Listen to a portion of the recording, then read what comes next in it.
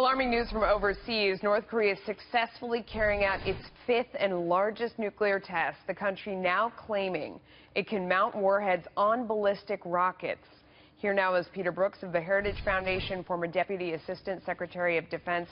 So much to talk about here, but it is not a coincidence that President Obama just left the region and they did this, is it?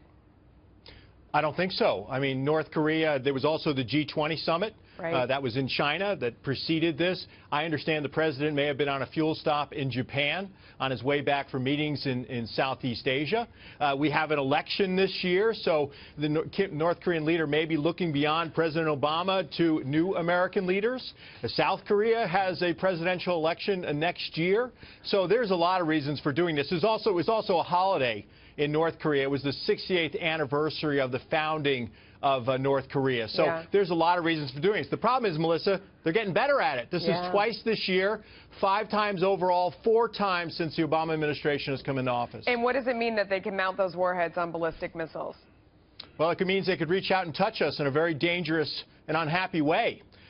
We don't know that they can do this. They're claiming it. This has been the biggest seismic test so far, and they're planning on being able to not only hit regional targets, which would include our allies such as Japan and South Korea and American troops, but also Guam, Hawaii, the west coast of the United States, and eventually the entire United States with a nuclear weapon. And that's one of the things that we look at to try and see how powerful it was. There were a 5.0 magnitude earthquake registered on Friday. That was the largest of the 4 past quakes that were associated with what they are doing there. I mean, that's part of the evidence, right?